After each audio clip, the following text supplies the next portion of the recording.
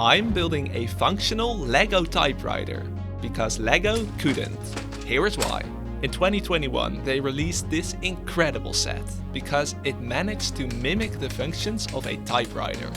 However, my problem is, it doesn't actually work, in the sense that you can't type a letter back to Lego. So that's why I'm going to build my own, because if Lego couldn't do it, then well, how hard can it be? However, before I even started, I already had a massive issue to solve. A typewriter works with type bars that strike the paper via an ink ribbon. Lego does have tiles with character prints on them, but they are not a raised surface. Therefore, going the original ink route will be straight up impossible. So I will have to try and reinvent the typewriter. This is going to be interesting. Though whatever I come up with will have to be with these tiles, because I don't believe there is another way to get the alphabet in Lego. My plan is to clip these round tiles onto a square plate, which will prevent them from rotating. And taking inspiration from the motion of a real typewriter, I came up with this contraption. You place a character tile in there, and then launch them onto a large white plate, which will be the sheet of paper for this Lego typewriter. Unfortunately, it didn't really work as I'd hoped. So I made a more sophisticated mechanism which gives the character tile an extra push at the last moment to secure it in place. But that didn't work either. Well, the concept of the mechanism worked, but I figured that too much of the energy was lost in the process of rotating the type bar. And besides that, how could I ever fit 26 of these contraptions next to each other? So it was quite evident to me that I would need to come up with a more serious design. But a more serious design? Where does that start? I had no clue. So I simply began by building a frame to hold the 26 key levers, similar to how it's done on the official set. And I reckoned I would just go my own way from there. Honestly, from the moment that typewriter set was released, I always wondered, what if that thing could actually type? So I'm incredibly thrilled that I can finally try and make that a reality. Though I felt building my own from scratch would be easier than messing with Lego's masterpiece. Speaking of the set, I borrowed its keys to use on my machine. Yeah, let's call it borrowed. Then I made a simple prototype to show the idea I have in mind to hopefully make this whole thing work, which is the following. When you press a key, the key lever moves up at the rear, the beam above it is pushed up, and the connected pusher dispenses a character tile out of the gravity-fed magazine. When the key is released, a rubber band moves everything to its rest position. However, before I got too excited about this mechanism, there was a rather big issue to solve. Because, as you can see, the key levers sit too close to each other, meaning that the beam of the letter A also triggers the mechanism of the letter Q. Without giving it much thought, I figured I should place the keys further apart horizontally, so there's more room for the mechanisms. Sounds quite logical, right? Though I couldn't even get halfway into this operation, or I already decided to revert all changes, because of how ridiculously big the gaps got between the keys. And since I don't want to make this twice the size of a real typewriter and its Lego counterpart without good reason, I felt I should first try every option I have here. And sure enough, it would later turn out I did not need the extra space after all. But for now, since I was already messing with the keys, I grabbed my chance to link each of them to a rubber band. Which, by the way, was a dreadful task. But thankfully I found this super useful loom hook. I believe it was like 2014 when those bands were a massive hype. Whatever. Once the keys were grouped back together and secured in place, I solved the spacing issue by moving the top row of keys slightly backwards and the bottom row forwards. Now it is time to hugely scale up the amount of dispensers. I knew any mechanism I made would require square character tiles to retain their orientation. Lego actually once made a pack of square 1x1 letters, but the only two sets they ever appeared in now both cost around €50. I genuinely almost bought one of them just to do this project, which wouldn't have been a good decision, because you'd need several bundles if you want to write a sentence, let alone a full letter. These round tiles attached to a plate work just as well, and they were only €3 a pack. Every key now dispenses a letter of its kind. Next step is to see where that letter needs to go now. I initially thought to build a beam that pushed the letter to the side, where yet another mechanism would then press it onto the white plate. But just in time it dawned on me that I should try to keep things as simple as possible throughout this project. Meaning that if I can simplify or remove a mechanism, I definitely shouldn't hesitate to do so.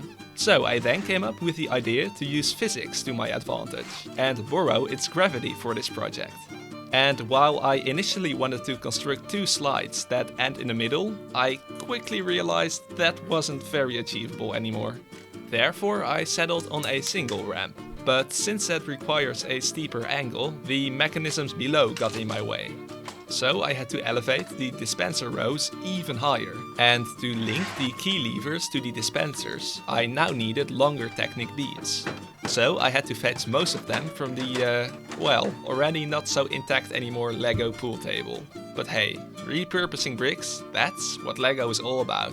These white walls I'm building here are to prevent the character tiles from veering off course when sliding down. Once I was happy with one side, all I had to do was build the same on the other side. Now it is time for the next big chapter, making a mechanism that presses the letters onto the white plate. I first marked out the area where the character tiles need to land. But with these yellow track borders, visibility is, rather awful. Now that's better. Then the tedious quest began to stop the sliding down characters in such a way so they keep their original orientation. And just when I was getting fed up with trying new designs that all did not work, I checked this slow motion footage, and that gave me a brilliant insight in how and why the pieces were rotating on impact. And after going through every brick in the LEGO archives, I finally found this solution using this arch piece that quite accurately rotates the character tile 90 degrees to its end position. I think this might just be the final design, but I'll still keep a careful eye on it for now. Moving on to the pressing mechanism. This pusher will handle that task. And I'm connecting it to this rotating frame right above the key levers. And I tensioned the whole thing using a rubber band. Now when a key is pressed, it first dispenses a character tile, then the frame is pushed back and tensions the mechanism. So when you let go of the key, the pusher will press the character tile, that has slid down by then, onto the white plate.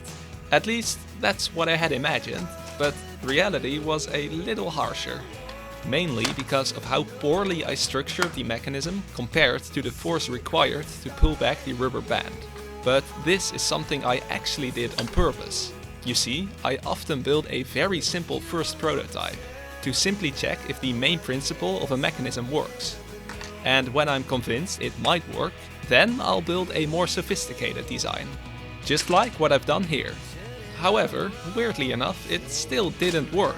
So the only thing I could still think of was to change the rubber band's location, and luckily that did the trick. Though only for the right side of the keyboard, because there was still some flex in this frame. Therefore I strengthened it once more, and while I was there, I also added some pieces in order for the 3 different layers of key levers to all trigger the mechanism with the same effectiveness. And that's another step closer to a finished product. But we're also not that close just yet, because now it's time to build the movable carriage that holds the white plate. How am I ever going to pull this off? I genuinely have no clue yet, since it needs to move in the horizontal and vertical axes. Let's start with the vertical movement. I immediately noticed that this large plate won't cut it because of its height. To resolve this problem, I made this foldable sheet, so that it can start low and rise up every time you filled a line. My first instinct was to use these arch pieces to make a garage door style construction, but then upside down. That's when I stumbled upon these pieces that date from the 1970s. and I strongly believed these were perfect. Because they are the only chain pieces ever manufactured that have studs on them, which means they can very easily hold the individual segments. However, the issues of not so strong stud connections on bricks from 50 years ago, and the fact that the lines didn't sit exactly horizontally straight, ended up leading me back to the upside down garage door idea. But of course with a significantly more thought through approach. And to actually adjust the height, I opted for a simple string reel, which allows me to adjust the height manually, as I felt that would be the easiest here. But don't worry, the horizontal movement will of course need to happen automatically. But how? That's a terribly good question. Because I need it to stop perfectly aligned with each stud on the white plate. After a little thought, I figured to make a mechanism with a rubber band. Man, I seem to be obsessed with rubber bands this project. I guess once you discover the capabilities of a certain object, it's easier to see opportunities to use it elsewhere. Or maybe it's more like tunnel vision. And it's just the first thing I could think of, and simply didn't bother considering anything else. Whatever it was, I honestly think this is a very well functioning mechanism. The only problem is that you need to reload those loose bricks, but I'll address that in a minute. Soon, all these rubber band tensioned mechanisms would form a big issue for the weak frame.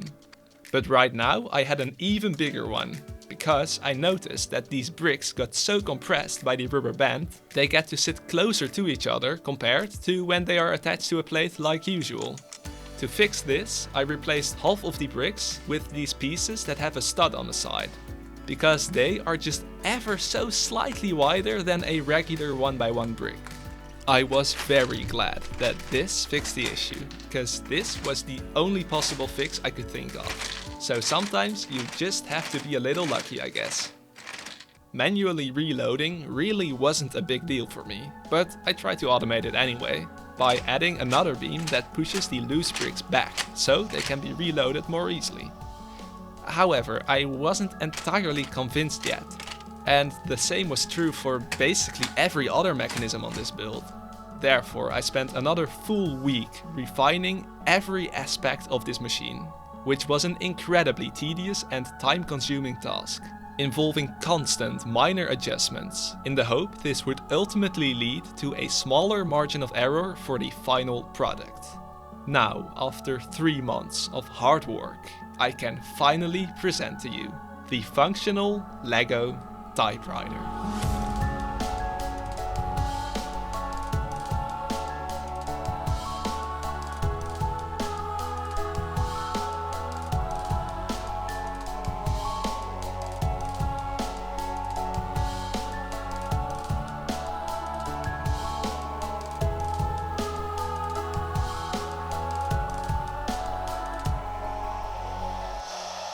Let's see if this thing actually works. But first, let me quickly talk you through some of the most noteworthy changes. I began by placing the dispensers on a stair structure, so that the drop is roughly the same height for every letter. I then made this contraption on the side to connect the spacebar to the carriage moving mechanism without interfering with the other keys. And here I got rid of the second beam pushing the bricks back for easier reloads, because sadly it was too unreliable. Then there was the paper sheet that would dent in when you try to press a letter onto it, which I fixed by adding as many support bricks as possible while preserving the curving ability. And lastly, with the remaining yellow bricks, I finished off the design by adding lots of tiles and curved slopes. Now, how it works. You first load the magazines with the character tiles on their sides. This is because they rotate 90 degrees at the end of the slide down. So this should ensure that they are properly oriented in the end. But you'll soon see for yourself how that will work out. Typing a character consists of 2 steps. The first step is pressing down a key. This pulls back the pusher at the rear, sliding the carriage into position. Meanwhile, at the front, the large black beam is pushed back, tensioning the pusher, while simultaneously a character tile is dispensed. This then slides down, and now it's time for step 2. When the key is released, the pusher slams the character onto the paper. And there you go. When you finish typing a full line, you roll up the paper a little, loosen the rubber band, slide the carriage back, reload the bricks at the rear, then you move this tool into position, lower the paper again until the tiles from the previous line rest on it, which ensures the correct height for the new line, swing the tool back, and you're ready to continue typing. With the official typewriter set, you receive a letter from LEGO. So I thought it'd be funny to type a letter back using this machine. I'm still so amazed that this thing actually works. Though a build of mine can't be without a few issues. And the first one can be seen here. The letters sometimes end up in a wrong orientation, because they occasionally rotate when they are dispensed. Other times the character tile isn't pushed firmly enough onto the paper. But you know what? A real typewriter also isn't perfect. When you don't press a key hard enough on there, you'll end up with a vague mark instead of a clear character. Or apparently you can have a sticking type bar. And with the fact that I built this thing only using Lego bricks, I am still extremely pleased with this result. After quickly correcting the misaligned characters, my letter was done. It is written in a somewhat unconventional style due to the limited selection of characters available, but now that I see it, it's kind of poetic actually. Now, there's a good reason why the typewriter isn't in our day-to-day lives anymore. So sadly, I won't be using this thing on a daily basis from now on. Something I do still use on a daily basis is the LEGO navigation system I designed last video. Thanks so much for watching, and I'll catch you in the next one.